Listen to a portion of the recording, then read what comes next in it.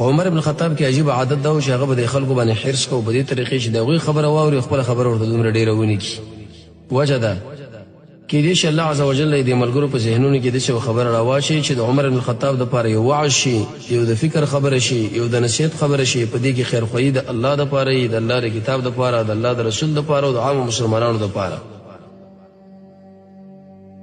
ډیر ملګری ورته په دې مجلس کې رااله حاضر شو عمر ابن الخطاب د ټول نه مطالبه وکړه چې تاسو خبرې وکړئ خو هیڅ هم وینا ونه کړه داسې وینا چې هغه خاوند دی اوچت شان والی وی عمر ابن الخطاب په دې وخت کې سړي له متوجه شو ځکه عمر رضی الله عنه چې هغه ملهم انسان مو سړي له وکاته به معلومه چې بده کې څومره خیر الله عز وجل یې خودلې نه سخت تاکید ور باندې وکي ورته ویل چې شروع شاده کوم خبره چې ته کوي هغه دلته وسره وړاندې وشه هغه وړاندې شو په دې وخت کې د الله حمد ویلې په الله باندې ثنا ویلې او دغه نه ورس ویلې انك يا امير المؤمنين ته یا امیر المؤمنین دغه حکومت چې تعالی د رب العالمین د خوانه درکړی شوی د خلافت دا صرف د الله عز وجل د خوانه یو امتحان دی الله عز وجل کله کله به خپل بندگانو باندې امتحان کوي امتحان په کافروم کوي په مسلمانانو دوه قسم امتحان د رب العالمین دی امتحان تکوینی بل تشریعي دا منه په هغه امور کې چې هغه ستاسو کنټرول لاندې تکوینی دا منه چې ستاسو کنټرول او قبضه لاندې دي لکه مرض غم خادي وغیرہ الله عز وجل به د کافرانو باندې امتحان کې مقصد پکې دا چې هغه رجوع کې رب العالمین له د مؤمنانو باندې امتحان کې دی جدا جدا حیثیتونه دي یو حیثیت پکې دا چې موږ د رب العالمین بندگان او الله چې څو غوړي هغه په موږ باندې کولې شي دویم د دې وجنه چې انده زمانه د پاره د سړي اوچت استعداد والا شي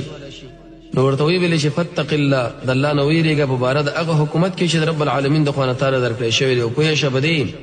کله فرات د غرب د خوا کې وي د هغه سیلاب په د خوا کې او د هغه سین په د خوا کې او د درې په د خوا کې وګړه ورکه شو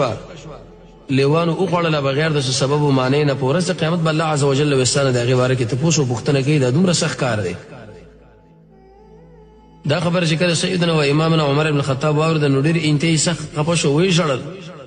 او به د شي ویل چې کله نه خلیفہ جوړ کړی شوی ما هیڅ عمل دمره سما سپینه خبره کړه نو ولکه څنګه چې صاحب مال وکړه ورته چې فمن انت تسوګي زواله